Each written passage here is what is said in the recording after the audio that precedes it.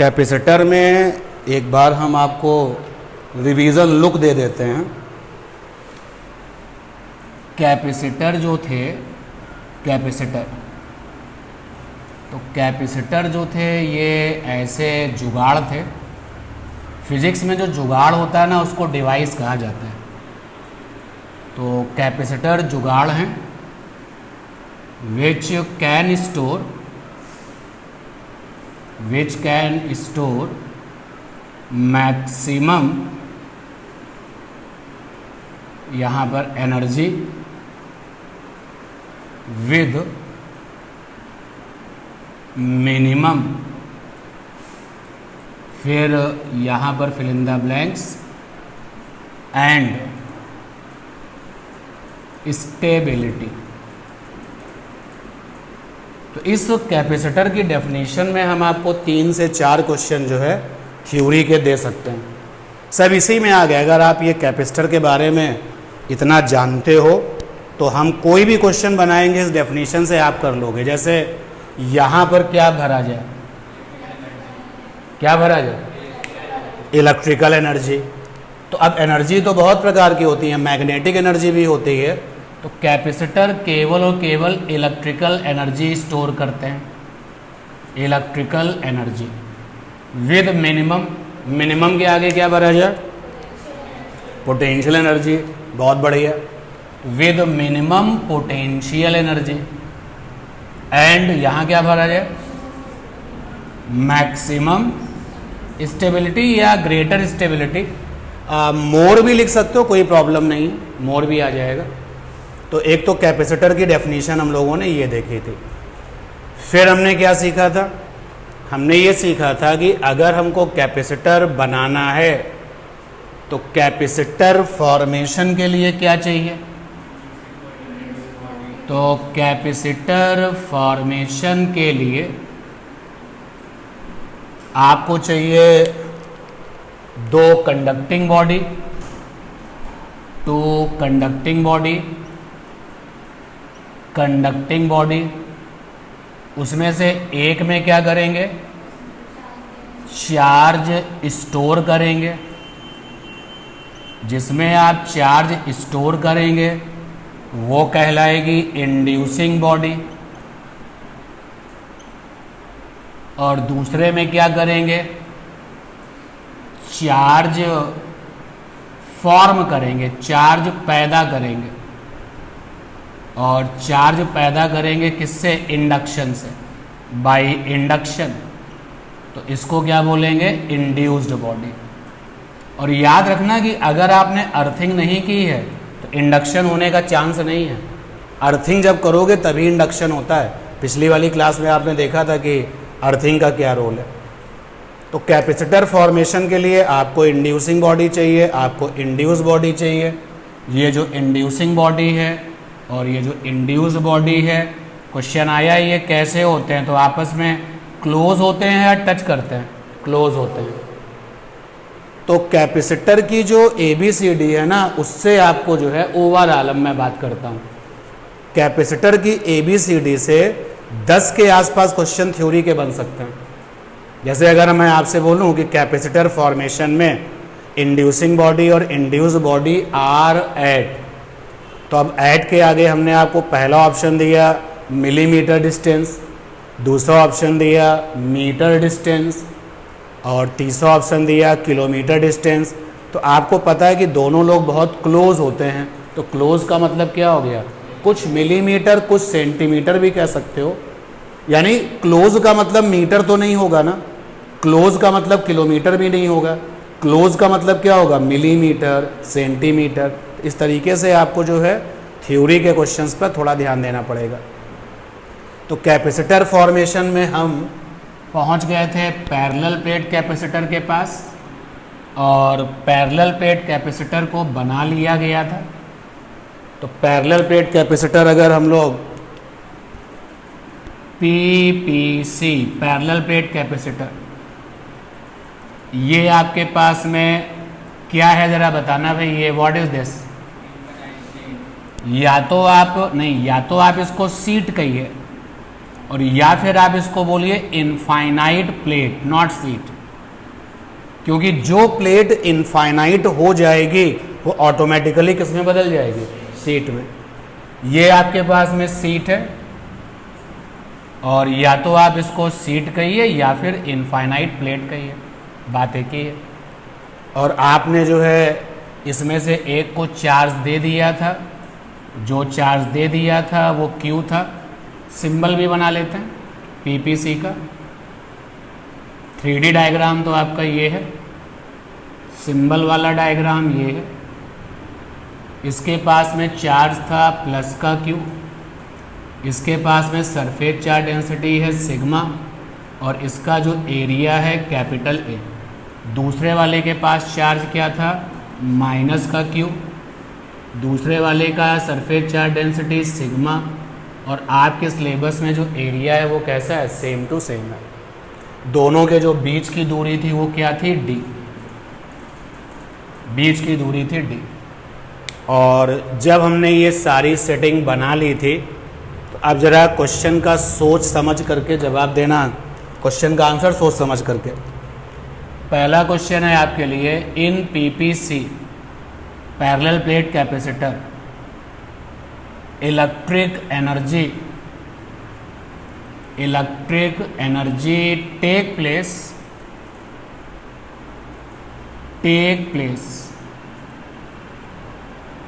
और यहां पर लिखा मैंने प्लेट्स। एक ऑप्शन है बियॉन्ड द प्लेट्स और एक ऑप्शन है बिटवीन द प्लेट्स। तो बोलो इन दोनों ऑप्शन में यहाँ पे क्या फिल किया जाएगा, श्योर ना, बिटवीन द प्लेट्स।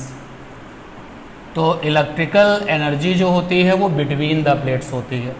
दूसरा question, in PPC volume where electrical energy take place, where electrical energy take place.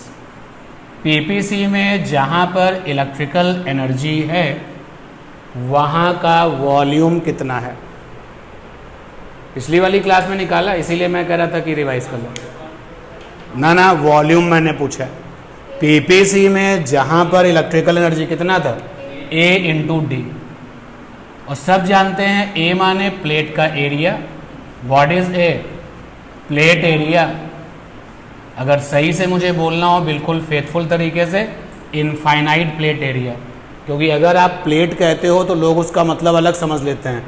Infinite plate को क्या बोला जाता है, शीट। और डी क्या है, distance between plates, distance between plates. तो जहां पर ये इलेक्ट्रिकल एनर्जी है उस जगह का वॉल्यूम कितना होता है, तो वो हमने लिखा। अब ये मत सोचना कि सर ने जो प्लेट ली थी वो स्क्वायर जैसी ली थी या रेक्टेंगल जैसे ली थी। प्लेट आप कैसी भी ले सकते हो, सर्कल जैसी भी ले सकते हो। भाई अगर सपोज कर लो किसी ने एक सर्कल जैसी प्लेट ली, एक्चुअली सर्कल जैसी प्लेट का मतलब क्या हो गया, डिस्क, तस्तरी जैसा। एक ये डिस्क जैसी प्लेट है, एक और ये डिस्क जैसी प्लेट है, तो इससे भी पीपीसी बन जाएगा। भाई पीपीसी ने कहा कि हमको 2 प्लेट चाहिए, और प्लेट कैसी होती हैं, प्लेट तस्तरी जैसी भी होती हैं, डिस्क के जैसे भी होती हैं, प्लेट आपकी रेक्टेंगल भी होती हैं, प्लेट आपकी स्क्वायर जैसी भी हो सकती हैं। तो प्लेट तो किसी भी आकार की हो सकती है ना। तो ये मत ध्यान देना, इस पॉइंट पर मत फोकस करना। मैंने लिखाया भी नहीं है, मैंने ये थोड़ी लिखाया है कि पीपीसी में रेक्टेंगल वाली प्लेट होती है। मैंने क्या बताया, पीपीसी में प्लेट होती है, वो भी इनफाइनाइट प्लेट मतलब शीट। तो वॉल्यूम वाली बात आ गई। फिर एक पॉइंट हम लोगों ने किया था, in PPC electric field intensity, जिसको कि हम E से लिखते हैं। और अगर हम पूछें E बियॉन्ड द प्लेट्स, तो आंसर बोलो जल्दी से, पक्का।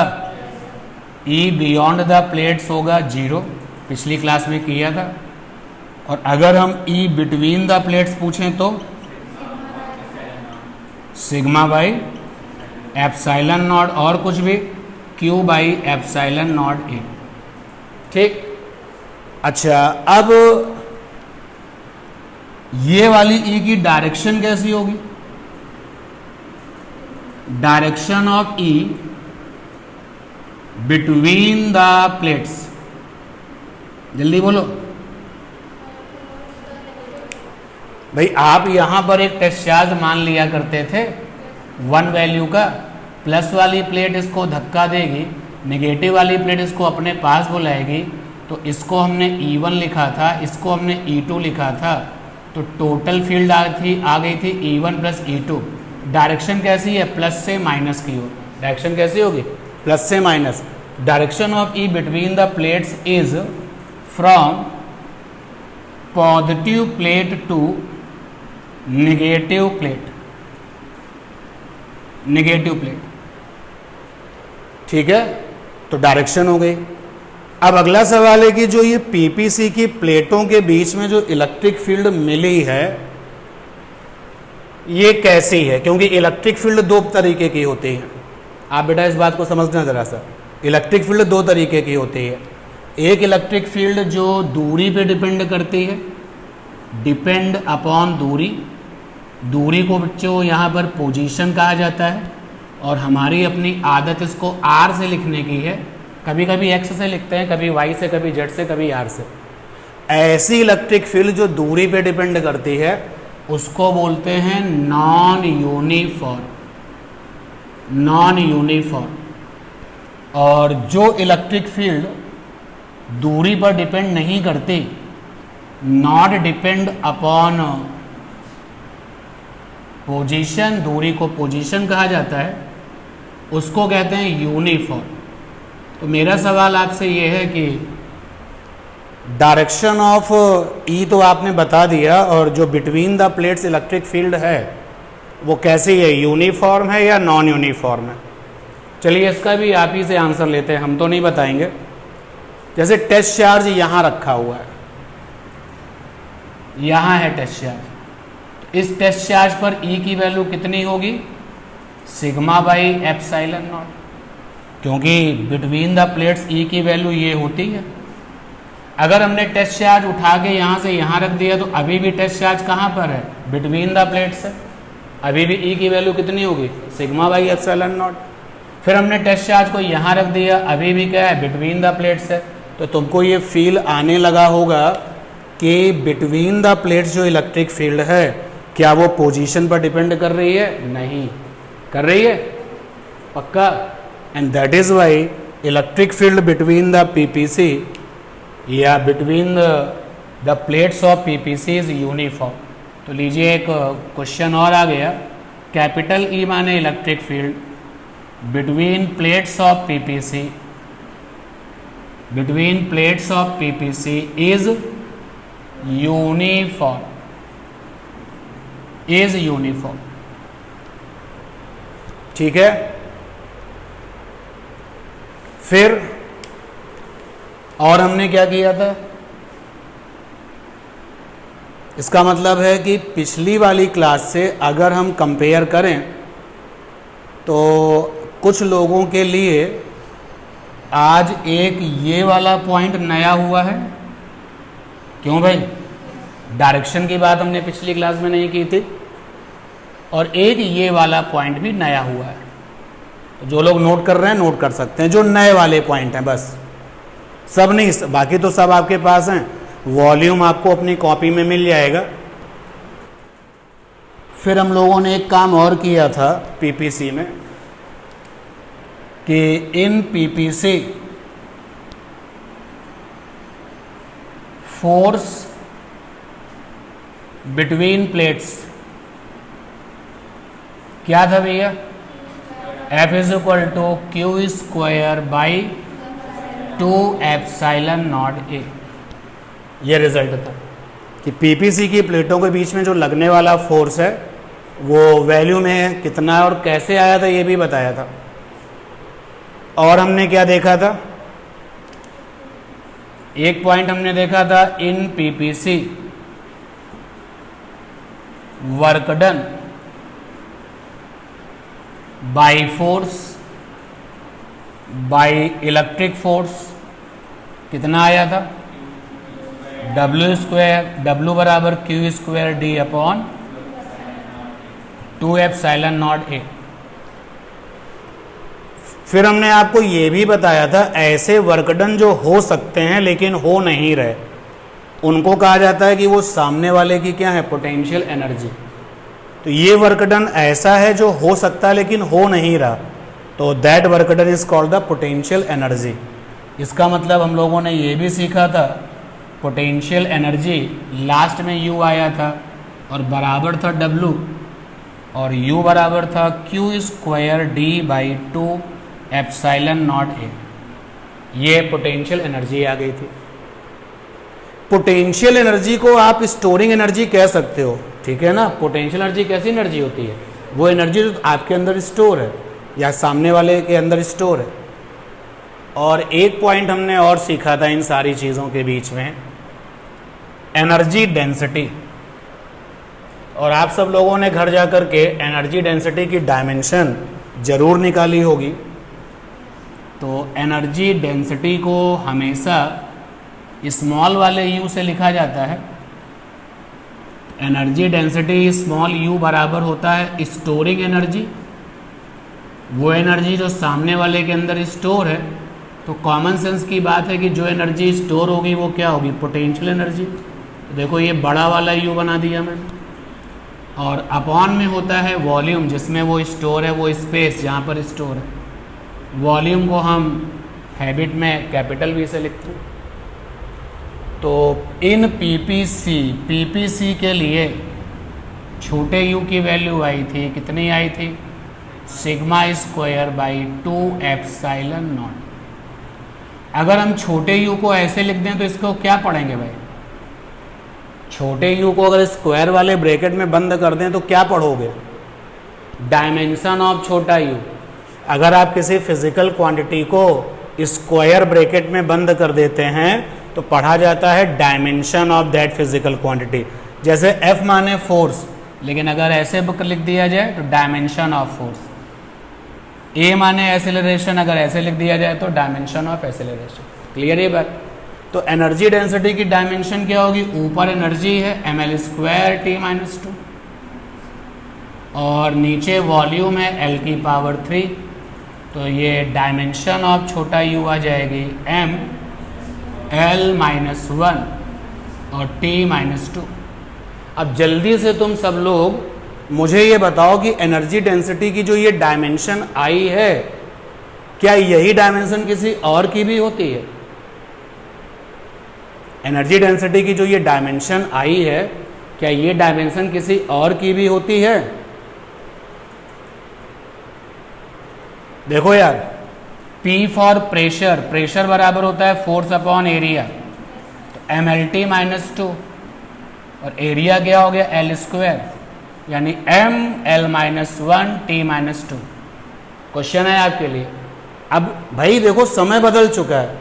अगर उसने ये कहा कि एनर्जी डेंसिटी की डायमेंशन निकालो तो सवाल आसान हो गया। अगर उसने ये कहा कि इन 4 ऑप्शन में से एनर्जी डेंसिटी की डायमेंशन किसके बराबर है, तो आपको पता चल गया कि प्रेशर के बराबर। तो आपने यहाँ पर देखा कि डायमेंशन ऑफ एनर्जी डेंसिटी छोटा u is equal to dimension of P for pressure, इसका नाम है एनर्जी डेंसिटी और इसका नाम है प्रेशर। हाँ, और बात खत्म हो गई। क्या और भी लोग हैं जिनकी डायमेंशन प्रेशर के जैसी होती है? अरे भैया जी, यंग मॉडुलस। सही लिखा मैंने, बिल्कुल सही लिखा। यंग मॉडुलस की डायमेंशन भी क्या आएगी, यही आएगी, ये कैपिटल Y। अब यंग मॉडुलस क्या होता है हम लोग अभी उस पर बात तो नहीं करेंगे, क्योंकि 11 की बड़ी फेमस फिजिकल क्वांटिटी है। Bulk modulus, capital B for bulk modulus, Y for Young modulus, B for bulk modulus, और eta rigid modulus, modulus of rigidity, Hindi में कहते थे दृढ़ता गुणांक, और स्ट्रेस STRESS, स्ट्रेस की डायमेंशन। यानी इतने सारे लोग हैं जिनकी डायमेंशन आपस में कैसी हैं, इक्वल, लेकिन सब अलग अलग लोग हैं। तो ये तो डायमेंशन का फीचर होता है ना। क्या अलग अलग लोगों की डायमेंशन एक जैसी हो सकती है? हाँ, हो सकती है। आपके सामने प्रूफ हो गया कि एनर्जी डेंसिटी की जो डायमेंशन आती है वही प्रेशर की भी आती है, वही यंग मॉडुलस की भी आती है, कैपिटल वाई माने यंग मॉडुलस, वही बल्क मॉडुलस की भी आती है, वही रिजिड मॉडुलस की भी आती है, रिजिड मॉडुलस को ईटा से लिखते थे, और वही स्ट्रेस की भी डायमेंशन वही आती है। तो एनर्जी डेंसिटी डायमेंशन के मामले में इतना बड़ा परिवार है। कितने लोग हैं परिवार में? 1 2 3 4 5 6, ये 6 लोग हैं जो कि डायमेंशन में कैसे रहते हैं, सेम। नाम अलग अलग है, काम अलग अलग है।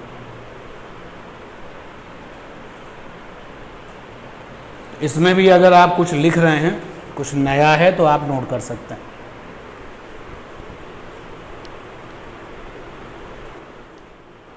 तो आज हम बात करने वाले हैं कैपेसिटी ऑफ पीपीसी।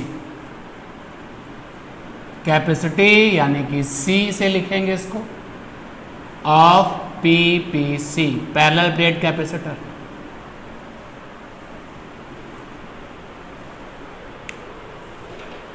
तो कैपेसिटी ऑफ पीपीसी का मतलब क्या है? मतलब पीपीसी ज़्यादा से ज़्यादा कितना चार्ज स्टोर कर सकता है। भाई अगर मैं आपसे बोलूं कि आपकी जो कैपेसिटी है, सपोज कर लो कि मैं खाने के बारे में बात करता हूं, तो कोई कहता है कि मेरी कैपेसिटी है कि मैं 4 रोटी खा सकता हूं, कोई कहता है कि हम 2 खा सकते हैं, कोई कहता है हम 200 खा सकते हैं। ये सबकी अपनी अपनी कैपेसिटी है। कैपेसिटी की हम बात कर सकते हैं पॉकेट के रेफरेंस में। ये भाई मेरी पॉकेट की कैपेसिटी ये है कि इसमें जो है 10-10 के केवल 1000 सिक्के आ सकते हैं। आप बोलोगे नहीं, मेरी पॉकेट में तो केवल 40 सिक्के आ सकते हैं, कॉइन्स आ सकते हैं। कैपेसिटी एक जनरल टर्म है और जिसका मतलब होता है स्टोर कर लेने की मैक्सिमम क्षमता। यही तो होता है ना। बात किसकी कर रहे हो? कैपेसिटर की। और कैपेसिटर को केवल एक ही काम आता है, एनर्जी को क्या करना? स्टोर करना। वो भी किस शक्ल में? चार्ज की शक्ल में। तो लॉजिकली अगर आप देखो तो जो कैपेसिटी है C, ये प्रोपोर्शनल है स्टोरिंग क्वांटिटी। किसके प्रोपोर्शनल है? Storing quantity. ध्यान देना, यहां पर मुझे लिखना चाहिए स्टोरिंग क्वांटिटी। जनरल वे में बात कर रहा हूं। अगर आप ये चाहते हो कि आपके उस बैग में 2000 10-10 के सिक्के आ जाएं, तो आपको अपना बैग बड़ा रखना पड़ेगा। अगर आप ये चाहते हो कि आप ज़्यादा से ज़्यादा किताबें कैरी करके चल सको, तो आपको अपना स्कूल बैग भी बड़ा करना पड़ेगा। तो अंदर की बात जरा देखो कि कैपेसिटी का मतलब है क्वांटिटी, और क्वांटिटी का मतलब क्या है? शेप और साइज। बात को समझो। अगर बड़ा स्कूल बैग होगा तो ज़्यादा से ज़्यादा बुक्स आ जाएंगी। बड़ा सूटकेस अगर होगा, ज़्यादा से ज़्यादा आपके जो है कपड़े आ सकते हैं। तो यहां पर जो है मेन पर चलो, capacity proportional to quantity and quantity proportional to the shape and size. छोटा शेप एंड साइज होगा तो क्वांटिटी भले ही ज़्यादा हो, कैपेसिटी तो कम रहेगी ना। भाई आपके पास में 100 बुक्स हैं, लेकिन आपकी अलमीरा में केवल 20 बुक्स आ सकती हैं। तो ये बुक्स की समस्या कहाँ पर है? ये तो जो अलमारी है आपकी, उसका समस्या है ना। तो रियलिटी में आप जो कैपेसिटी टर्म देख रहे हो, एक्चुअली किस पर डिपेंड करता है? शेप एंड साइज पर। तो capacity proportional to shape and size. Shape and size. और ये बात जो है हमने केवल पीपीसी के लिए नहीं लिखी है, सबके लिए हो गया। पीपीसी भाई अगर आपके पास में आपके स्कूल में 1000 कमरे हैं, तो 1000 कमरे हैं तो ज़्यादा बच्चे आपके पास बैठ के पढ़ सकते हैं। किसी स्कूल में केवल 10 कमरे हैं तो कम बच्चे होंगे। तो ओवरऑल अगर देखा जाए तो कैपेसिटी किसके प्रोपोर्शनल है? शेप एंड साइज के। बहुत बड़ा पॉइंट है, बहुत बड़ा पॉइंट है। और इसलिए ये बड़ा पॉइंट है कि फिजिक्स में आपको कभी कभी कुछ दिखता अलग जैसा है, लेकिन होता कुछ अलग है। इसकी डेफिनेशन फिजिक्स में क्या दी गई है? इसकी डेफिनेशन फिजिक्स में ये दी गई है, जरा ध्यान देना, capacity C of PPC is equal to charge, जो स्टोरिंग चार्ज है, स्टोरिंग चार्ज, और अपॉन में क्या है? अपॉन में है पोटेंशियल डिफरेंस। पोटेंशियल डिफरेंस को हम डेल्टा वी से लिखते हैं। फिजिक्स वाली डेफिनेशन बोर्ड पर ये है, यानी कि जब हमें डेफिनेशन लिखनी होती है तो हम लिखते हैं the ratio of storing charge in a capacitor and corresponding potential difference is called capacity of a capacitor. तो तुमको ये लगने लगता है कि कैपेसिटी प्रोपोर्शनल टू क्यू, तुमको ये लगने लगता है capacity proportional to delta V, लेकिन तुम ये मेन बात भूल जाते हो। भाई आप देखो जरा, समझो, दिमाग लगाओ, अगर Q ज्यादा होगा तो कैपेसिटी ज्यादा होगी, है एक्सेप्ट किया मैंने। अगर ज्यादा चार्ज स्टोर होगा तो कैपेसिटी क्या होगी? ज्यादा। लेकिन ज्यादा चार्ज स्टोर कब होगा? जब ज्यादा बड़ा साइज होगा। क्यों भाई? जब शेप और साइज ज्यादा बड़ा होगा तभी तो ये काम हो पाएगा। क्लियर है ना बात? तो अब यहां पर आपको दिखता है कि C प्रोपोर्शनल टू Q, तो आपसे कोई पूछता है कि C और Q का जो रिलेशन है वो कैसा है? आप बोलो एक्चुअली C को Q से मतलब नहीं है, ना ही C को किससे मतलब है? डेल्टा V से। बिल्कुल उसी तरीके से जैसे आपने किसी जमाने में पढ़ा था R बराबर V अपॉन आई, R बराबर V अपॉन आई। तो R for resistance, V for voltage, voltage माने पोटेंशियल, I माने करंट। तो फार्मूले में भले ही V आ रहा हो, I आ रहा हो, लेकिन रेजिस्टेंस को कभी ना तो V से मतलब था ना ही R को किससे मतलब था? बनावट से। अगर मोटा तार है रेजिस्टेंस बदल जाएगा, बहुत पतला तार है रेजिस्टेंस बदल जाएगा, बहुत लंबा तार है रेजिस्टेंस बदल जाएगा, बनावट से मतलब था। उसी तरीके से जो कैपेसिटी है उसको किससे मतलब है? बनावट से मतलब है। ठीक है ना? क्लियर ये बात? तो एक जनरल वे में हमने डिस्कशन किया कि चाहे हम कैपेसिटी को कहीं पर भी इस्तेमाल करें, किसी के लिए भी इस्तेमाल करें, एक्चुअली जो कैपेसिटी है वो सामने वाले की बनावट पर डिपेंड करती है, बनावट पे डिपेंड करती है। भाई ऐसा नहीं है कि बड़ा साइज ही ज्यादा कैपेसिटी लेगा, इस चीजों को समझो। भाई सपोज कर लो कि मैंने अपने स्कूल बैग में 100 पॉकेट्स बनवाई हैं। स्कूल बैग देखने में छोटा ही है, स्कूल बैग ऑर्डिनरी शेप में है, लेकिन मैंने उसमें 100 पॉकेट्स बनवा ली हैं। They are the 100 pockets in my school bag. Capacity बढ़ गई ना? और अगर आपके स्कूल बैग में जो है 2 ही पॉकेट हैं तो आपकी कैपेसिटी जो है कम हो गई।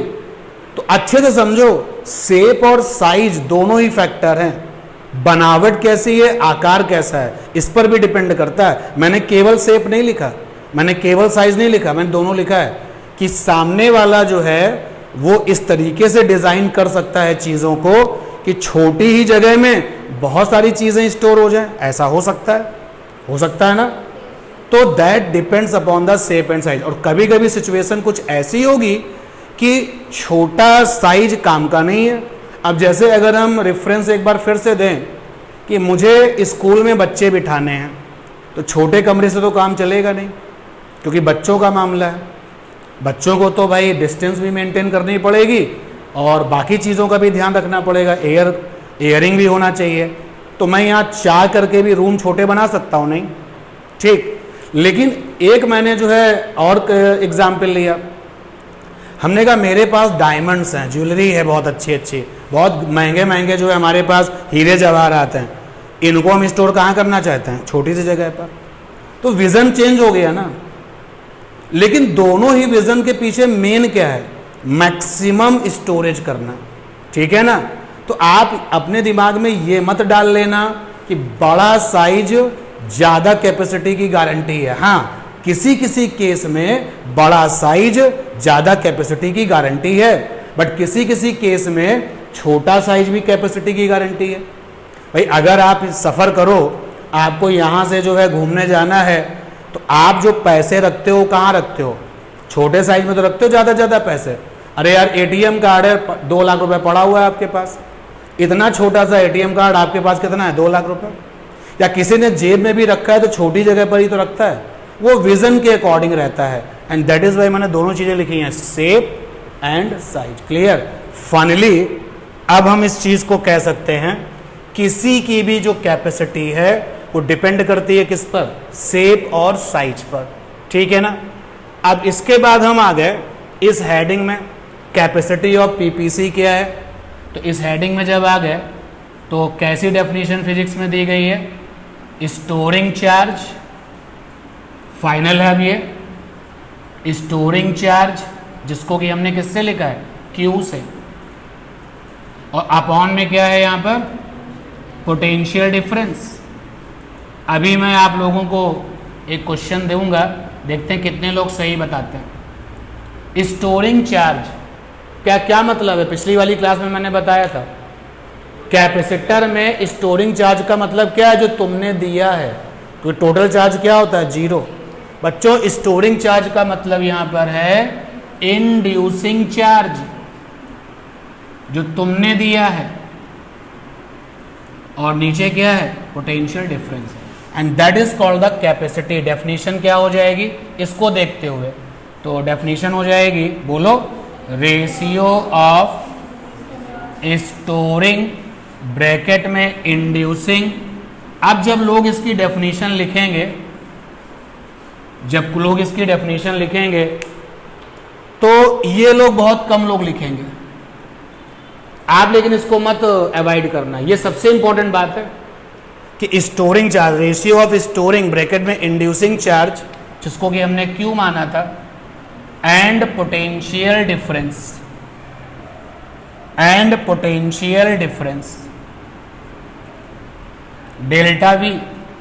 डेल्टा वी को हम ऐसे भी लिखते हैं, वी केवल वी से भी लिख देते हैं, is called capacity of capacitor. तो ये वो डेफिनेशन लिख दी जो फिजिक्स के अंडर आती है, कैपेसिटी ऑफ कैपेसिटर। लेकिन इस डेफिनेशन को देख करके आप ये मत सोच लेना कि सी को क्यू से मतलब है, सी को वी से मतलब है। आप हमेशा बोलो सी को किससे मतलब है, बनावट से। शेप एंड साइज का एक सीधा सीधा कंस्ट्रक्शन, कि हमने कैपेसिटर को कैसे बनाया है, सी को उससे मतलब है। क्लियर ये बात, नोट कर लीजिए।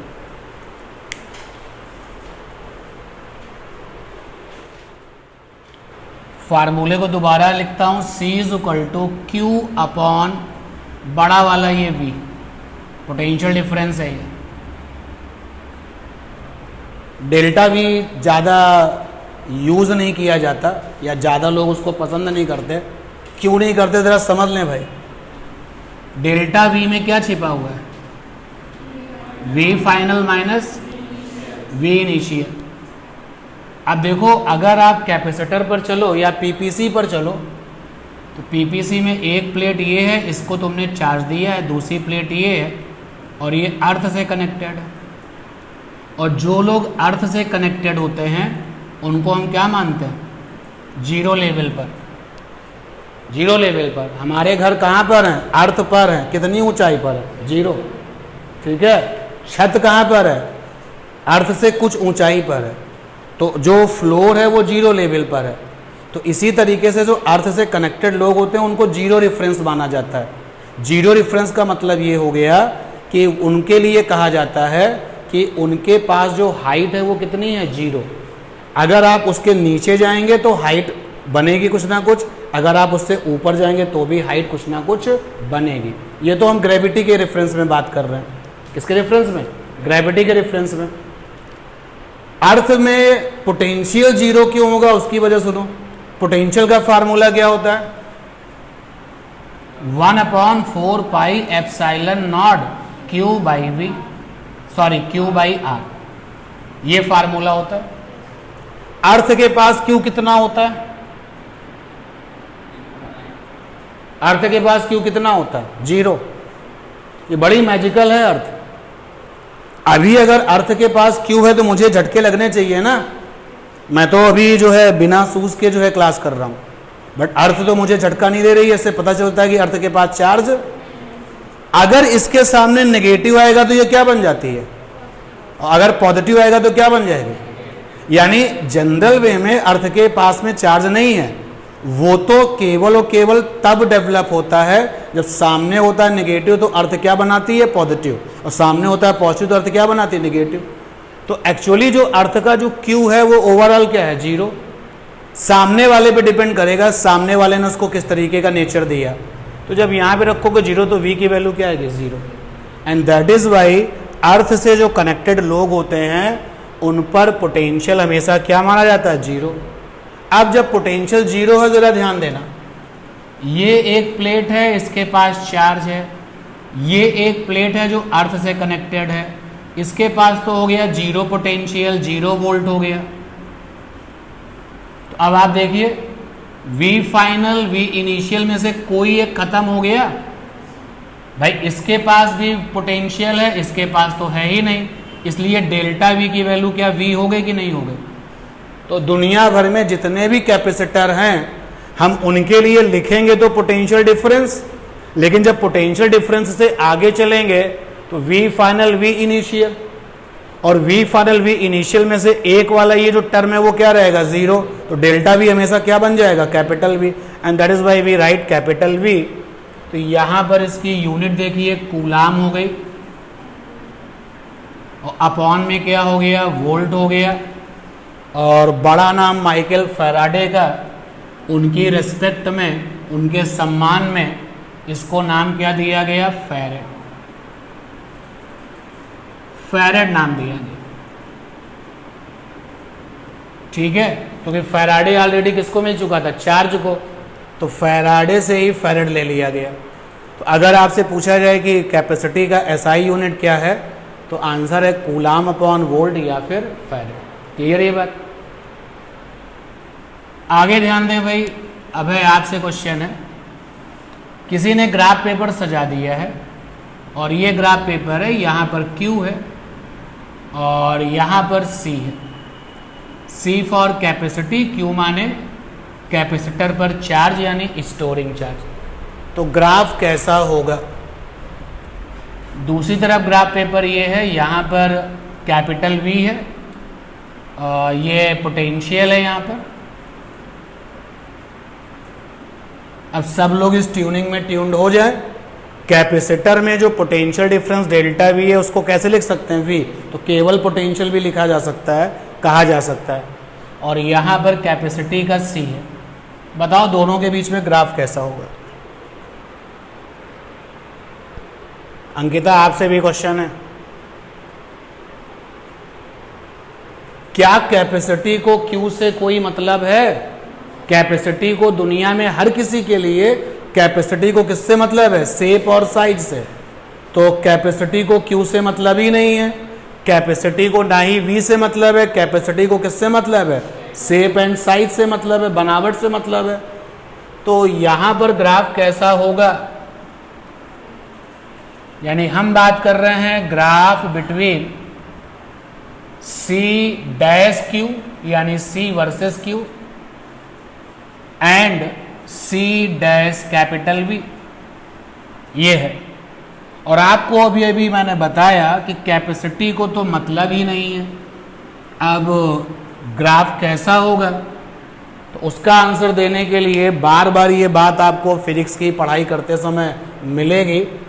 अगर कभी ऐसी सिचुएशन हो कि y को x से मतलब नहीं, अगर कभी ऐसा स्टेटमेंट आ जाए y को x से मतलब नहीं, तो x और y के बीच में ग्राफ ऐसा बनेगा। यानी जिससे मतलब नहीं लाइन हमेशा उसी के क्या होती है, सिमिलरली उल्टा बोले, x को y से मतलब नहीं, y से मतलब नहीं, तो ये रहा आपका x, ये रहा y, जिससे मतलब नहीं लाइन हमेशा उसी के क्या होती है। और अभी आपने देखा कि कैपेसिटी को दूर दूर तक ना तो Q से मतलब है ना ही V से मतलब है। तो यहां पर एक्सप्लेनेशन दे दिया कि कैपेसिटी C डिपेंड अपॉन बनावट, डिपेंड अपॉन बनावट मतलब शेप एंड साइज। कैपेसिटी को केवल और केवल इसी से मतलब होता है, and that is why C को क्यू से मतलब है नहीं, जिससे मतलब नहीं, ग्राफ की लाइन हमेशा उसी के, तो यहां पे जो लाइन बनेगी वो किसके पैरेलल, क्यू के। और यहां पे सी को वी से मतलब है नहीं, लाइन कैसी बनेगी, वी के पैरेलल। और अगर वो ट्विस्टिंग कर दें जरा, ये देखो यहां पे ले आए सी और यहां पे ले गए क्यू, इसी तरीके से ये देखिए यहां पे आ गया सी और यहां पर आ गया वी, तो आपके दिमाग में ये फीड हो चुका है कि कैपेसिटी को केवल और केवल शेप और साइज से मतलब है, तो सी को क्यू से मतलब नहीं, जिससे मतलब नहीं, लाइन हमेशा उसी के, सी को ना तो वी से मतलब है, लाइन हमेशा उसी के पैरेलल। क्लियर ये बात, ठीक है।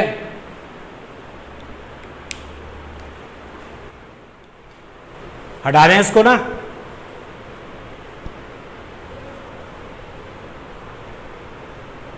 चलते हैं अगली प्रॉब्लम पर। पिछली वाली क्लास में आपने जो है, मुझे लगता है कि पीपीसी पे 4 सॉलिड पॉइंट किए थे,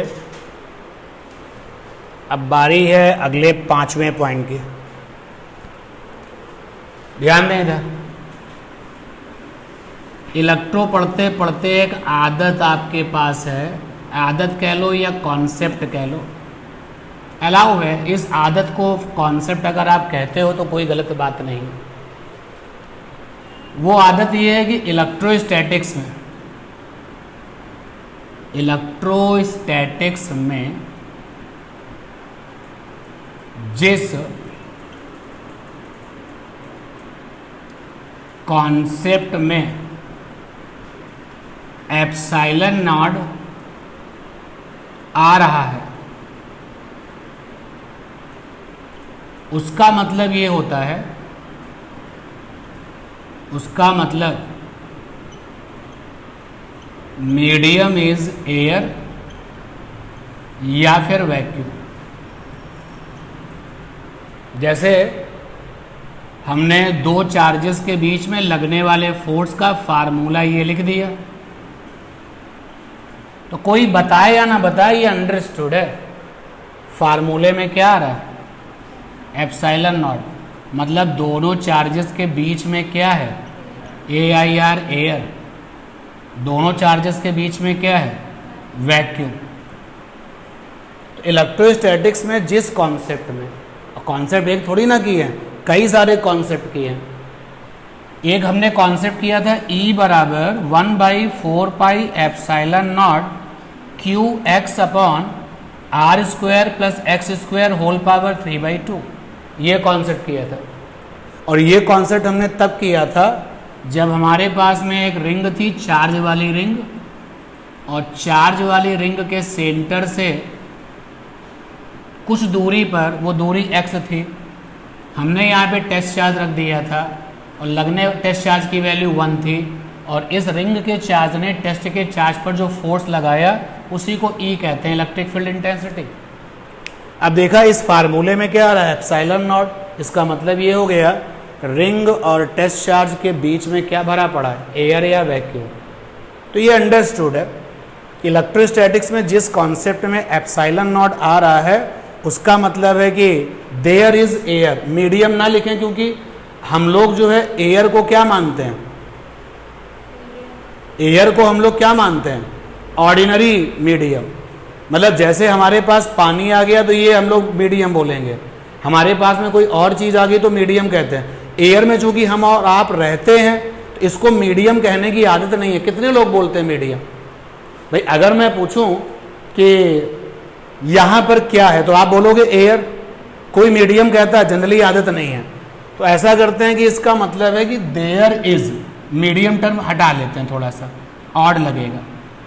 तो अगर इलेक्ट्रोस्टैटिक्स में किसी कॉन्सेप्ट में एप्सिलॉन नॉट आ रहा है उसका मतलब है देयर इज एयर या फिर वैक्यूम।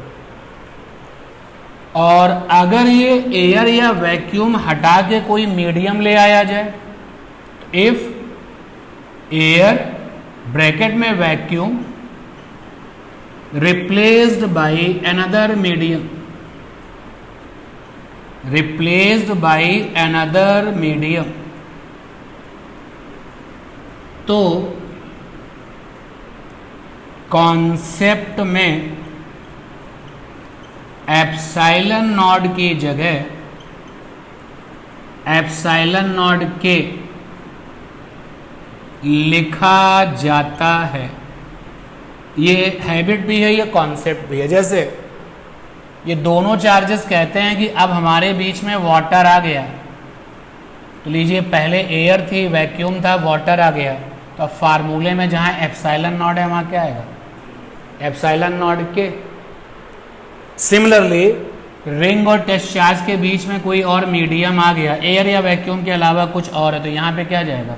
एप्सिलॉन नॉट के। ठीक, तो ये बात आपकी इलेक्ट्रोस्टैटिक्स में आपको परमिशन देती है कि आप जो है क्यों दोबारा से कॉन्सेप्ट करेंगे।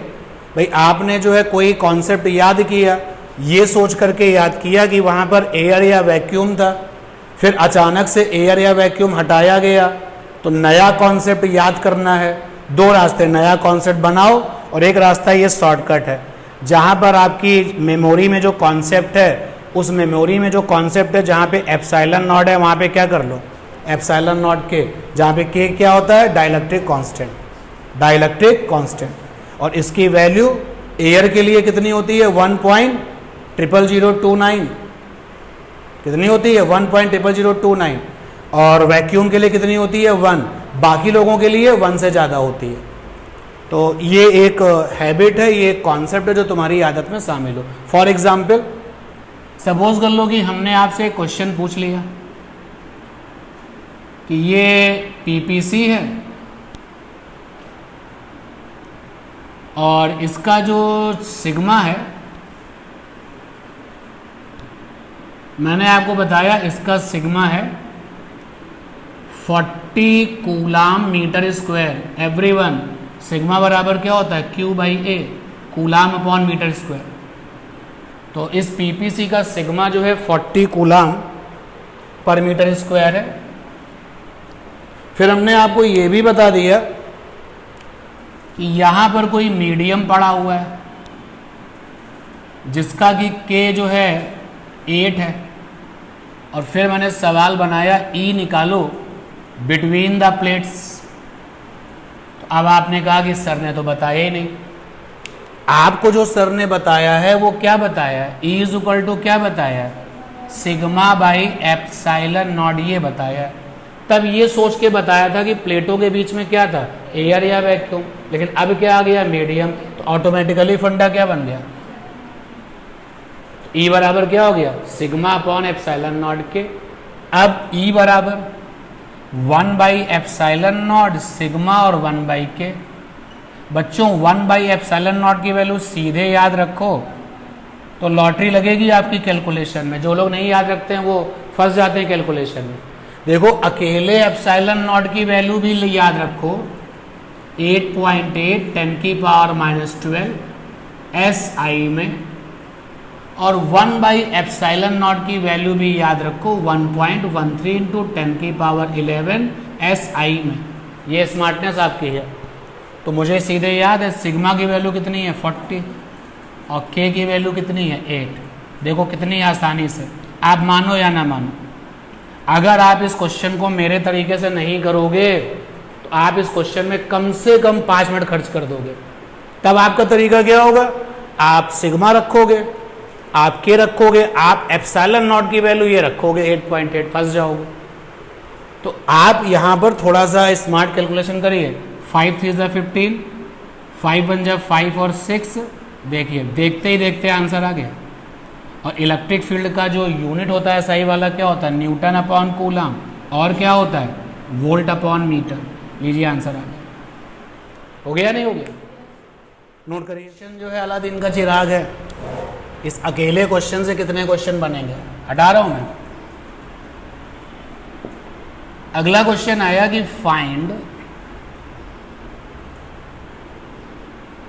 Find energy density. अब एनर्जी डेंसिटी पूछ लिया तो आपने कहा कि भाई एनर्जी डेंसिटी का तो फार्मूला हमने ये पढ़ा था। क्या पढ़ा था? छोटा u = सिग्मा² / 2 एप्सिलॉन नॉट। ये तो तुमने तब पढ़ा था जब बीच में क्या था, एयर या वैक्यूम। लेकिन अब ये फार्मूला क्या होगा, अब इसको सॉल्व कर लिया जाए। आप साथ साथ हमारे नोट कर सकते हैं। तो 1/2 1/ε0 सिग्मा स्क्वायर 1/k, 1/2 1.13 10⁻11 सिग्मा की वैल्यू है 40, तो 40 × 40 और k की वैल्यू है 8 5 तो ये आ जाएगा 20, ये 20 से आ गया, ये आ गया 50 × 20 सॉरी 5 × 20 तो 25 × 100 1.13 और 10⁻13 सॉल्व हो गया। सभी लोग हमारी हेल्प करें, इसके आगे यूनिट क्या लिखें, जूल/मीटर क्यूब, क्योंकि एनर्जी डेंसिटी का ओरिजिनल फार्मूला क्या था, energy upon volume, energy joule में और वॉल्यूम मीटर क्यूब में। तो स्मार्ट लोग जो है ε0 की वैल्यू भी याद रखते हैं और 1/ε0 की वैल्यू भी याद रखते हैं।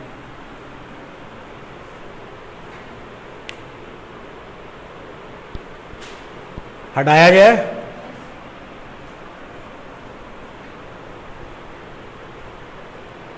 तो अब आगे की जर्नी में अगर किसी फार्मूले में ε0 रहता है तो हम ऑटोमेटिकली वहाँ पे ε0k रख देंगे, अगर एयर या वैक्यूम ला हटा करके मीडियम लाया गया कोई दूसरा।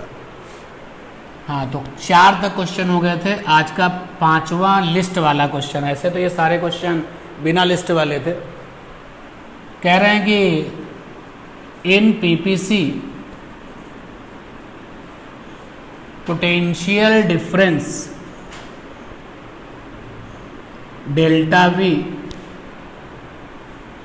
या फिर केवल पोटेंशियल भी आप कह सकते हो, मैंने बताया क्यों कह सकते हो, is equal to sigma D by epsilon naught. अच्छा, मीडियम की मौजूदगी में क्या आ जाएगा, sigma D by epsilon naught K. ये प्रूव करना है। इन पीपीसी पोटेंशियल डिफरेंस या फिर पोटेंशियल इज इक्वल टू है sigma D by epsilon not. अब है आप और अंकिता बेटा, आप एक कॉन्सेप्ट हम लोगों ने पढ़ा हुआ है, सबके लिए रिवीजन हो जाएगा, तुम लोगों को इंफॉर्मेशन मिल जाएगी कि कैपिटल ई का नाम क्या है, इलेक्ट्रिक फील्ड, और डेल्टा वी का नाम क्या है, पोटेंशियल डिफरेंस पीडी। अगर आपको इलेक्ट्रिक फील्ड से पोटेंशियल डिफरेंस लाना है, यानी इलेक्ट्रिक फील्ड से आपको पोटेंशियल डिफरेंस लाना है, इलेक्ट्रिक फील्ड से लाना है पोटेंशियल डिफरेंस, तो 2 रास्ते होते हैं।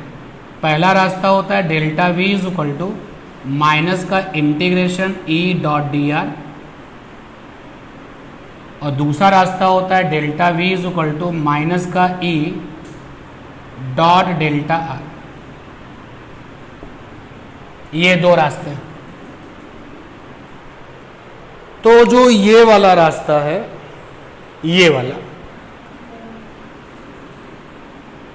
ये तब लगता है जब E is variable. Use it when E variable. Variable का मतलब हो गया वही नॉन यूनिफॉर्म, पोजीशन के साथ अलग अलग होना, तो ये वेरिएबल हो जाएगा। और ये वाला फंडा तब लगता है when E is equal to constant, और जो कांस्टेंट है वो क्या कहलाता है, यूनिफॉर्म। तो ये 2 फंडे हैं। और आज हमारे सामने जो क्वेश्चन खड़ा है, जरा इस क्वेश्चन का पीछा करते हैं। इसके पहले, यानी आज इन्होंने हमसे पोटेंशियल पूछा, इसके पहले हम क्या निकाल चुके हैं, इलेक्ट्रिक फील्ड निकाल चुके हैं। तो जब हम इलेक्ट्रिक फील्ड निकाल चुके हैं पीपीसी का, तो उसी से क्या निकाल दें, पोटेंशियल डिफरेंस। तो लीजिए भैया, हमने यहाँ पर इसको एक्सप्लेन किया कि we know that we know that for PPC capital E between plates बराबर होता है सिग्मा बाई एप्सिलॉन नॉट, ये हम जानते हैं। अच्छा, ये पीपीसी की थोड़ी सी तस्वीर भी बना दी है, बीच की दूरी d है, ये प्लस चार्ज होता है, ये माइनस है, ये हम जानते हैं।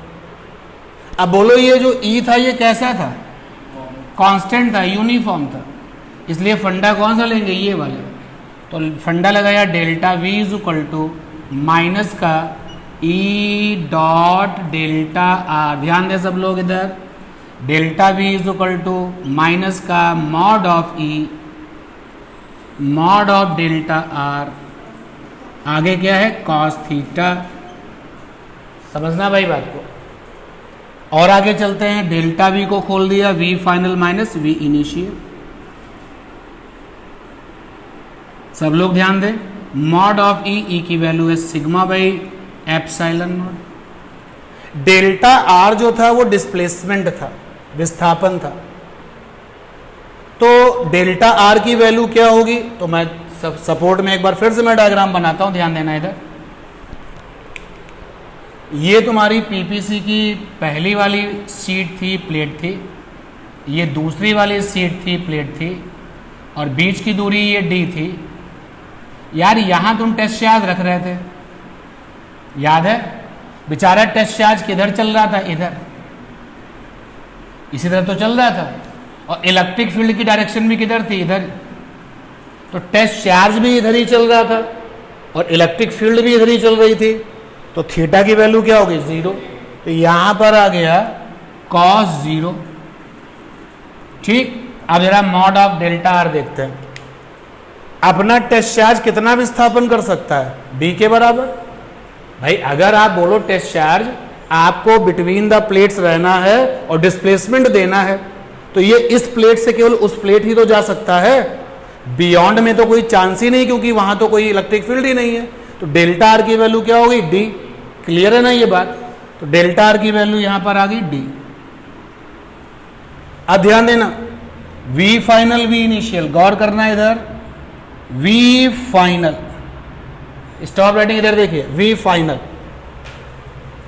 ये वाली जो सीट है ये प्लस चार्ज वाली है, और जो ये वाली सीट है वो कैसी है? माइनस चार्ज वाली है।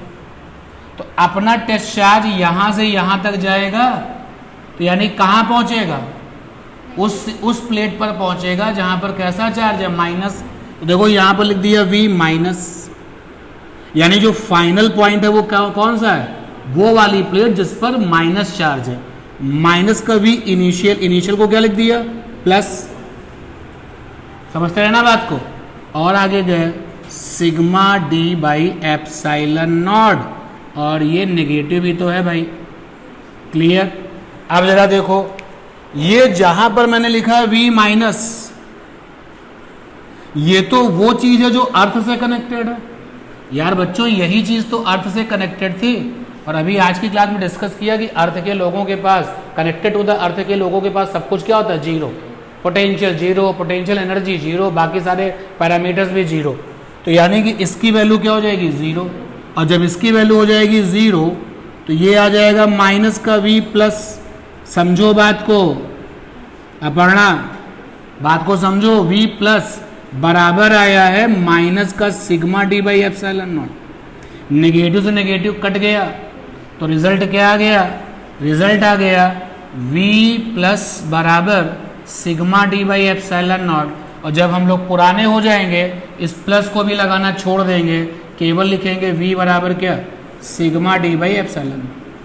लेकिन ये प्लस अभी के लिए कुछ बता रहा है, ये प्लस अभी के लिए ये बता रहा है कि पीपीसी के पास पोटेंशियल किसके कारण है?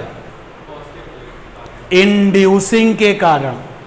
यार ये जो प्लस है ना, V प्लस, ये कौन सी बॉडी थी? इंड्यूसिंग। और ये V निगेटिव कौन सी थी? इंड्यूस। तो कोई अगर पूछे कि कैपेसिटर में जो पोटेंशियल है वो किसके कारण होता है? इंड्यूसिंग बॉडी के कारण होता है। कैपेसिटर में जो चार्ज होता है वो किसके कारण होता है? इंड्यूसिंग के कारण। क्लियर ये बात? तो इसलिए फ्यूचर में हम भी पीपीसी की प्लेटों में कितना पोटेंशियल है, तो हम भी यही फार्मूला यूज करेंगे। लेकिन अगर थ्योरी का क्वेश्चन आ गया कि potential in PPC take place due to, पहला ऑप्शन ड्यू टू वो वाली सीड जिसको हमने इंड्यूसिंग कहा गया है, दूसरा ऑप्शन वो वाली सीड जिसको हमने इंड्यूस कहा था, किस पे टिक लगाओगे, वो वाली सीड जिसको तुमने इंड्यूसिंग कहा था। ठीक है, तो नोट कर लीजिए, रिजल्ट आ चुका है।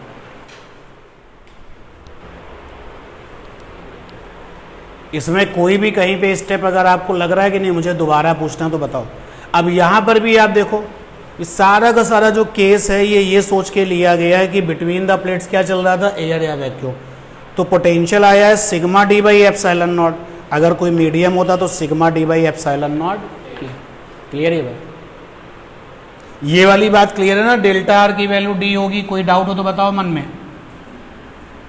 भाई आप इस टेस्ट चार्ज को बोलो कि तुम फ्री स्टाइल हो, तो ये ज़्यादा से ज़्यादा क्या कर सकता है, मैक्सिमम डिस्प्लेसमेंट दे सकता है, इस प्लेट से इस प्लेट तक जा सकता है बस।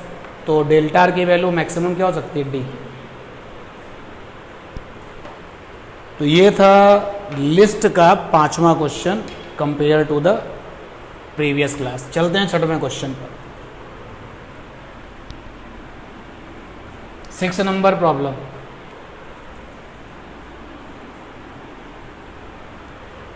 in PPC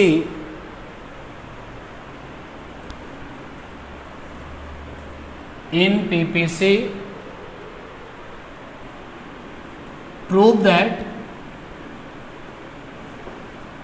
capacity C is equal to epsilon naught A by D।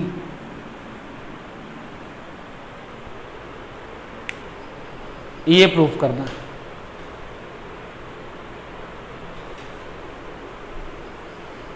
क्या सभी लोग इस नए क्वेश्चन पर आ चुके हैं? कोई पुराने क्वेश्चन पे तो बिजी नहीं है? श्योर?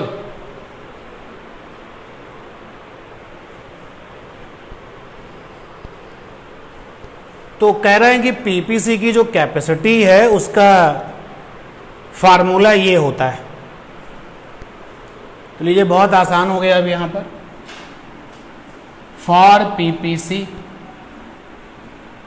पीपीसी के लिए क्या है, ई बिटवीन प्लेट्स कितना है, sigma by epsilon not, capital V sigma D by epsilon not, और भी छोटे छोटे बहुत फार्मूले।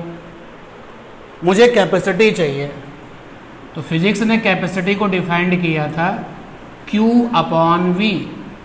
चलो जरा मेरा कॉन्फिडेंस बढ़ाओ, ये Q क्या है, स्टोरिंग चार्ज, या इसको नाम दे सकते हैं इंड्यूसिंग चार्ज। तो ये हो गया Q। And what is capital V? Capital V is potential या फिर पोटेंशियल डिफरेंस। चलिए, C बराबर Q, और देखो इसकी V की वैल्यू क्या थी, sigma D by epsilon not. ये आ गया, ये वाली वैल्यू यहाँ पुटअप कर दिया, तो ये आ गया Q एप्सिलॉन नॉट और सिग्मा D। अब सिग्मा को ओपन कर लो, सिग्मा बराबर क्या होता है, चार्ज अपॉन एरिया। तो यहाँ पर आ गया Q epsilon naught, Q by A, साथ में D। Q से Q कैंसिल हो गया, तो C इज इक्वल टू हो गया epsilon naught A by D।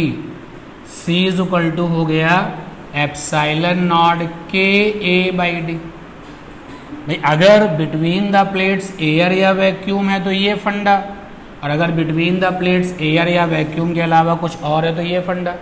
And you know कि K फॉर एयर कितना होता है, 1 के बराबर, लगभग 1 के ही बराबर आया ना वो। तो जब मैं बोल रहा हूँ 1.00029 तो 1 के ही बराबर है।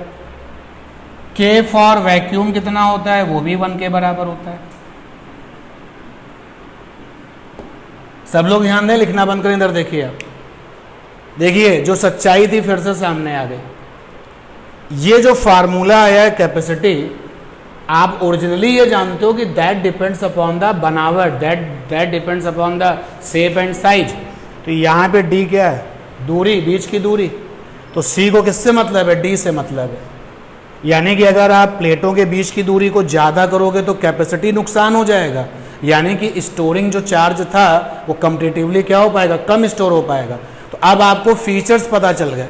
भाई जनरल वे में अगर मैं तुमको एक टास्क दूं कि यार तुमको जो है कोचिंग में ज़्यादा से ज़्यादा कॉपी लेकर के आनी है, तो तुम समझ जाओगे तुम्हें क्या करना है। तुम्हें अपने बैग में स्पेस बढ़ाना पड़ेगा, बैग में पॉकेट्स जो है ज़्यादा करनी पड़ेंगी। यहाँ पर अगर हम बात करें कि हम पीपीसी में ज़्यादा से ज़्यादा चार्ज कब स्टोर कर सकते हैं, तो देखो ये रिजल्ट आ रहा है। अगर प्लेटों के बीच की दूरी कम होगी तो कैपेसिटी क्या होगी? ज़्यादा होगी। अगर दूरी ज़्यादा होगी तो कैपेसिटी क्या होगी? कम होगी। सिमिलरली ए फॉर एरिया, अगर एरिया बड़ा होगा तो कैपेसिटी क्या होगी? ज़्यादा होगी। अगर एरिया कम होगा तो कैपेसिटी कम होगी। और देखो के फॉर प्रेजेंस ऑफ मीडियम, अगर एक ऐसा मीडियम आता है जिसका के दूसरे मीडियम से ज़्यादा है तो कैपेसिटी क्या होगी? ज़्यादा। क्लियर ये बात? तो अगर अब जरा सुनना बात को, क्लास में 4 लोगों ने पीपीसी बनाए, सब लोगों के पीपीसी के डी सेम है। सब लोगों ने जो पीपीसी बनाया प्लेटों के बीच की दूरी सबके लिए सेम है, सभी के पीपीसी का ए फॉर एरिया भी सेम है। अब कुछ बच्चों ने पीपीसी के बीच में एयर को रखा है तो उनका के क्या हो गया? 1। कुछ बच्चों ने पीपीसी के बीच में पानी रखा है, पानी का के कितना होता है? 80 होता है। तो अब देखो जिन्होंने एयर रखा था उनका कैपेसिटी, जिन्होंने पानी रखा था उनका कैपेसिटी क्या हो गया? कंपेयर करो तो पानी वाले का क्या हो गया? ज़्यादा हो गया। इसका मतलब आप जो है थ्योरी के पॉइंट्स दे सकते हो कि पीपीसी की कैपेसिटी किन किन बातों पर डिपेंड करती है। इस क्वेश्चन का आंसर आप सबको मिल जाएगा ना? अभी आप इस क्वेश्चन का आंसर दीजिएगा, नोट करिए। कॉन्सेप्ट जो है वो गलत नहीं होने चाहिए।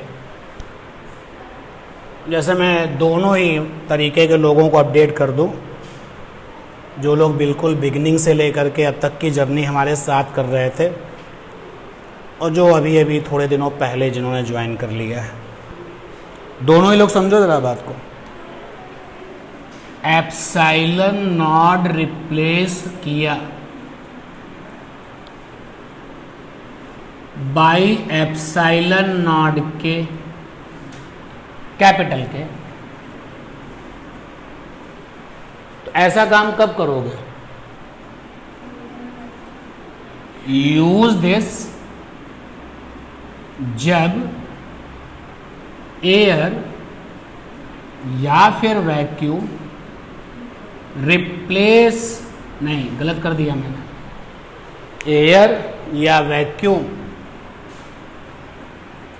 कंप्लीटली रिप्लेस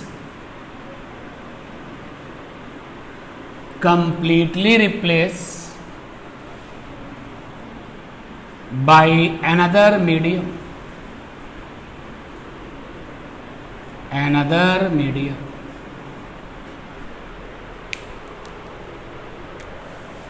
यानी फिर एयर का कहीं नामो निशान ना बचे, एयर का वैक्यूम का फिर कहीं नामो निशान ना बचे। ध्यान दे इधर, ये सारी चीज़ें आपको लिखने का मौका मिल जाएगा। सपोज कर लो कि एक चार्ज ये था Q1 और एक चार्ज ये था Q2 और बीच में एयर थी। तुमने क्या किया कि इस पूरे के पूरे सिस्टम को पानी से भरे हुए बीकर में डुबो दिया। देखो अब क्या आएगा, ये Q1 डूब के यहाँ पहुँच गया और ये Q2 डूब के यहाँ पहुँच गया। अब बोलो यहाँ एयर है क्या? एयर का नामो निशान है? ये है कंप्लीटली रिप्लेस। यहाँ पर आपने एयर को पूरी तरीके से हटा करके मीडियम ला दिया, ओके। लेकिन दूसरा केस देखो, ये Q1 था और ये Q2 था, ठीक है ना? समझना बात को। ये बीकर है, पानी भरा हुआ है। तुमने क्या किया,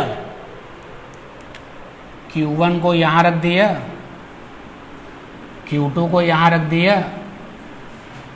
बहुत ध्यान से आप देखो, यहाँ पर क्या है ए आई आर, यहाँ पे क्या है ए आई आर, यहाँ पे क्या है ए आई आर, यहाँ पर क्या है ए आई आर, यहाँ पे क्या है वाटर, यहाँ पर क्या है, क्या ये कंप्लीटली रिप्लेस हुआ?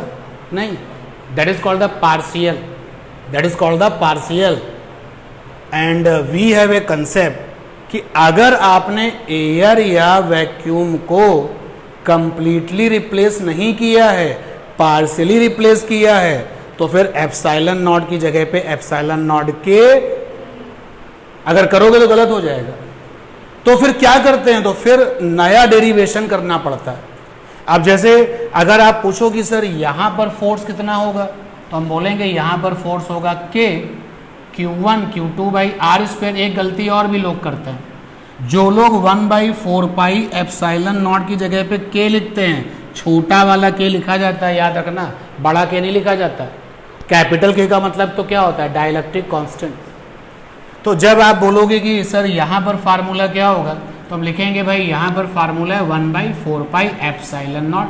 अब यहाँ पर फार्मूला क्या होगा? यहाँ पर होगा 1/4 pi epsilon naught K Q1 Q2 by R square. अब बोलो यहाँ पे क्या होगा? तो यहाँ पर अब निकालना पड़ेगा, यानी कि डेरिवेशन नया करना पड़ेगा। ठीक है, बात समझ रहे हैं ना? तो इसलिए जो सेकंड नंबर पे हम बात लिख रहे हैं, ये क्लियर है ना बात? तो अब जो नेक्स्ट पे जो लिख रहे हैं उसको जरा ध्यान देना।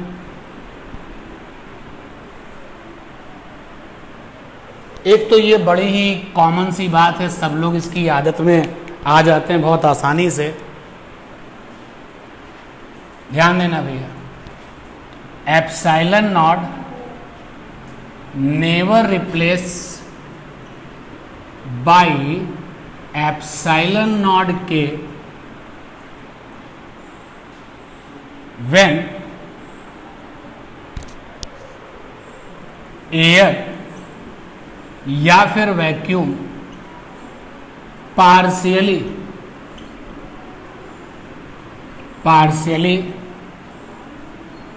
replace by another medium। तो अगर आपने ये पार्शियल रिप्लेस किया है तो कभी भी ये काम नहीं किया जाता। क्लियर ये बात? अब आप समझो बात को, ये सारी की सारी बातचीत क्यों हो रही है, ध्यान देना। मैं पीपीसी बना रहा हूं, पहला पीपीसी हमने ये बनाया,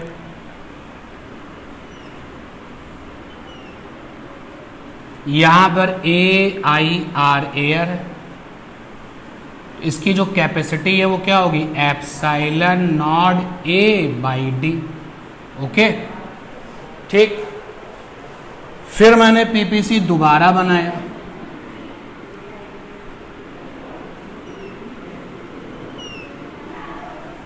और इसके बीच की जगह को कंप्लीटली, नॉट पार्शियली, इनके बीच की जगह को कंप्लीटली भर दिया किसी मीडियम से।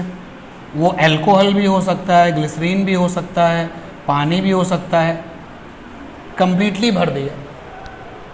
तो ये जो काम हुआ है, एयर कंप्लीटली रिप्लेस हुई है ना। तो अब जरा कैपेसिटी बोलो कितनी होगी? एप्सिलॉन नॉट K A/D ये होगी। ठीक, अब जरा ध्यान देना, यही पीपीसी दोबारा बनाया,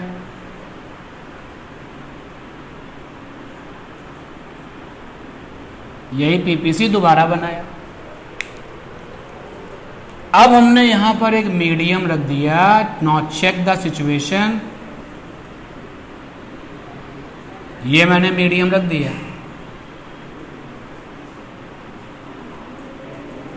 अब बोलो कैपेसिटी क्या होगी?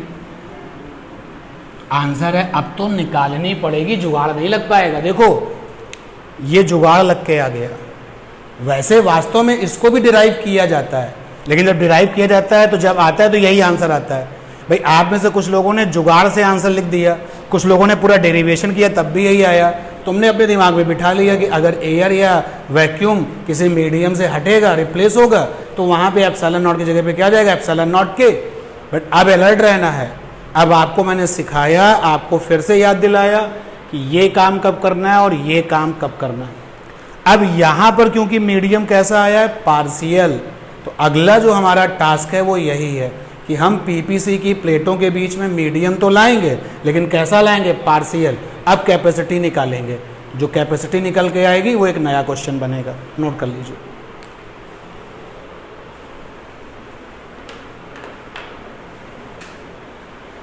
आप थोड़ा पहले ही आओ, 15 मिनट है, ये सोच के कि क्लास आपकी जो है 2:45 की है।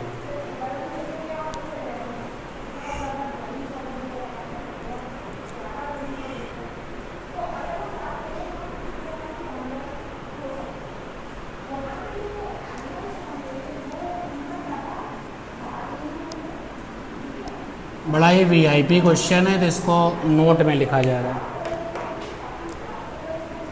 गिवन है पीपीसी, ये रहा गिवन पीपीसी।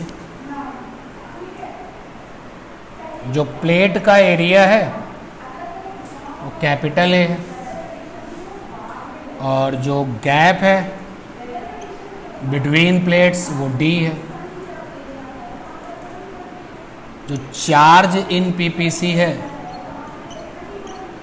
वो क्यू है। तो सिग्मा बराबर हो जाएगा Q by A. As usual ये प्लस में है और ये माइनस में है। पहले यहाँ पर ए आई आर पाई जाती थी, ए आई आर। अब क्या हुआ कि इन दोनों प्लेटों के बीच में एक मीडियम आ गया, लेकिन पार्शियली आया। बीच की दूरी वही डी थी जो पहले थी, एक मीडियम आ गया, ये रहा वो मीडियम। कुछ भी सोच लो कि अगर आप कह रहे हो कि मैंने वाटर रखा है, वाटर तो ऐसे ओपनली तो रख नहीं पाओगे, किसी बर्तन में ही रखोगे, बर्तन में भर के पानी रख दिया। तुमने कहा कि नहीं सर हम तो ये बीच में जो है ग्लास रख देते हैं, ग्लास वाला मीडियम, कुछ भी आ सकता है। तो ये एक मीडियम आ गया है M E D I U M, और इसका डाइलेक्ट्रिक कांस्टेंट के है, इसकी थिकनेस टी है। ध्यान देना। बताओ भाई यहां पर क्या है, ए आई आर बोलो, और यहां पर क्या है, ए आई आर। हमने मान लिया कि ये वाली दूरी x1 है और ये वाली x2 है, ऐसा हमने मान लिया, ठीक है ना। तो अब सारा का सारा जो रिजल्ट है वो डायग्राम बोल रहा है कि what is x1 what is x2। तो x1 x2 हमने कंसीडर किया है, माना है, जबकि t जो है वो थिकनेस ऑफ पार्शियल मीडियम है, जो मीडियम आप लेकर के आए थे, थिकनेस ऑफ पार्शियल मीडियम, ठीक है। तो देखो भाई यहां पर इलेक्ट्रिक फील्ड होगी, हाँ ना बोलो, E1 होगी। यहां पर इलेक्ट्रिक फील्ड होगी, E2 होगी। यहां इलेक्ट्रिक फील्ड, ऐसा करते हैं, सीक्वेंस मेंटेन करते हैं। यहां पर E1 होगी, यहां पर E2 होगी, और यहां पर E डैश होगी। समझना बात को सब लोग, क्लियर ये बात। यहां पर पोटेंशियल होगा, मान लेते हैं V1 है, यहां पर पोटेंशियल होगा, मान लेते हैं V2 है, और यहां पर पोटेंशियल होगा तो क्या मान लिया, V डैश। तो अब जरा यहां पे इंफॉर्मेशन लिख दें, E1 E2 क्या है भैया, are electric field between, sorry या ठीक है, electric field where A I R air present, क्योंकि प्लेटों के बीच में इलेक्ट्रिक फील्ड होती है, ये हम जानते हैं, इसलिए इस वाले हिस्से में एयर है, तो यहाँ पे इलेक्ट्रिक फील्ड हमने E1 माना है, यहाँ पे E2 माना है, यहाँ पर भी एयर है, और यहाँ E डैश माना है। और जहाँ इलेक्ट्रिक फील्ड होती है वहाँ क्या होता है, potential. And that is why यहाँ पे भैया ये जो मीडियम रखा गया है, तो आपको पता है कि मीडियम अगर किसी इलेक्ट्रिक फील्ड में जाएगा तो उसके अंदर भी क्या आ जाएगी, इलेक्ट्रिक फील्ड। कैसे, उसको मैंने एक्सप्लेन किया था, जैसे मीडियम रखोगे तो पोलराइजेशन हो जाएगा ना, एक तरफ इधर चार्ज जमा हो जाएगा, दूसरी तरफ दूसरा चार्ज जमा हो जाएगा, और बीच में क्या बना देगा इलेक्ट्रिक फील्ड। वो हमने ई डैश माना हुआ है, और करस्पॉन्डिंग जो पोटेंशियल है वो क्या माना है, वी डैश। अब आप ध्यान देना कि भाई फार्मूला आप जानते हो, उस फार्मूले को हम दोबारा लगाते हैं कि आपने अभी कुछ देर पहले जब ये फार्मूला लिखा गया था कि delta V is equal to minus का ई डॉट डेल्टा आर, ये फार्मूला और आगे बढ़ा था और फार्मूला आया था v is equal to E D, यही तो आया था, आगे cos 0 आया था, भूल गए, याद है, आया था ना अभी, श्योर ना, अब पक्का है ये बात, कंफर्म है, तो आप देखना भाई, मैं इस फार्मूले को यहां लगा रहा हूं, तो मैं लिख रहा हूं v1 इज इक्वल टू, यहां पे था ए डी cos 0, ई की जगह पे क्या आएगा, E1, क्या आएगा, E1। डी का मतलब था दूरी, ये दूरी कितनी है, x1, cos 0 क्या हो गया, 1। और आगे चलता हूं, ई को ब्रेक कर दो भैया, ये जो जगह आप देख रहे हो ये कहां पर है, बिटवीन द प्लेट्स है, और between the plates electric field कितनी थी, सिग्मा बाई एप्सिलॉन नॉट अगर एयर है, और सिग्मा बाई एप्सिलॉन नॉट के अगर मीडियम है, क्लियर, तो इस जगह पे तो एयर है ना, तो यहाँ पे क्या हो गया, सिग्मा बाई एप्सिलॉन नॉट, ये देखो x1 आ गया, तो v1 की वैल्यू आ गई sigma x1 by epsilon not, बनो स्मार्ट, v2 बराबर क्या आएगा, sigma x2 by epsilon not, बोलो, और v डैश की वैल्यू क्या आएगी, sigma t by epsilon not के। भैया जो v डैश है वो कहां पर है, ये मेरी फिंगर कहां पर है, मीडियम में है, तो बीच की दूरी कितनी है t, और मीडियम है तो फंडे में सिग्मा बाई एप्सिलॉन नॉट नहीं, सिग्मा बाई एप्सिलॉन नॉट के, क्लियर। कुल कितना पोटेंशियल है, v1 आ गया, v2 आ गया, v डैश आ गया, टोटल पोटेंशियल निकाल दिया जाए, तो टोटल पोटेंशियल आ जाएगा, total potential v is equal to v1 plus v2 plus v dash, ठीक है, तो v is equal to v1 की वैल्यू कितनी है, sigma x1 by epsilon not plus sigma x2 by epsilon not plus sigma t by epsilon not के। Note करिए यहां तक।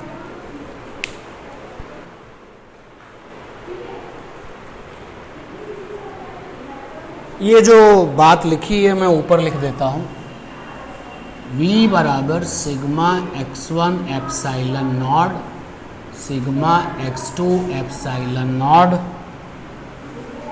सिग्मा t एप्सिलॉन नॉट के। जरा मेरी हेल्प कर दीजिए, sigma by epsilon not common है क्या, क्या आ गया अंदर ब्रैकेट के,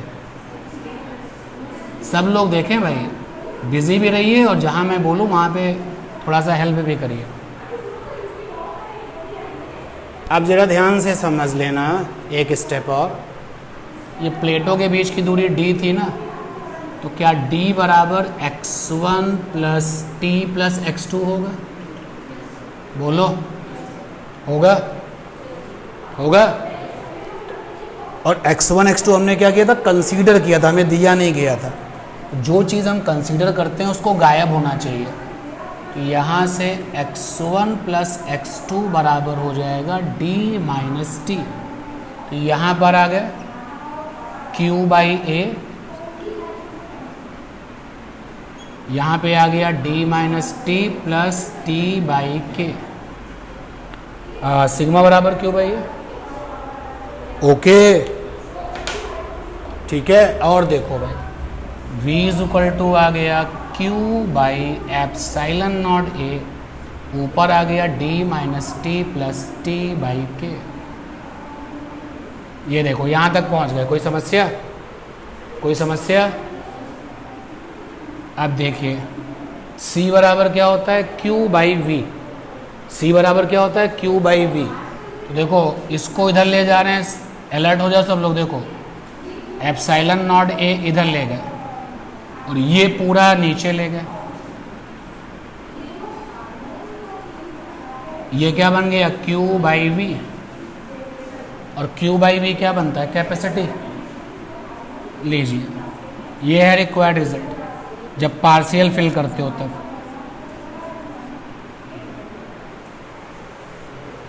फाइनली ये आंसर आपका पक्का होगा।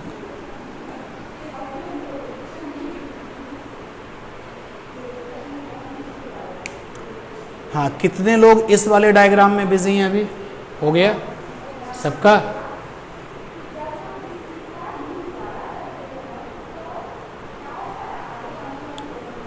तो ये रहा आज की क्लास का आखिरी रिजल्ट।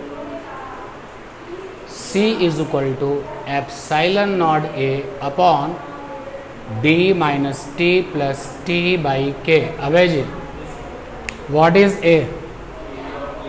पीपीसी की प्लेट्स का एरिया, पीपीसी में इस्तेमाल होने वाली सीट का एरिया। What is D? प्लेटों के बीच की दूरी, प्लेटों के बीच की दूरी। What is T? पार्शियल जो मीडियम आया है उसकी थिकनेस। एंड व्हाट इज के? जो मीडियम आया उसका dielectric constant. And you know very well epsilon not. Clear? Note कर लीजिए, आज की क्लास कंप्लीट हो गई।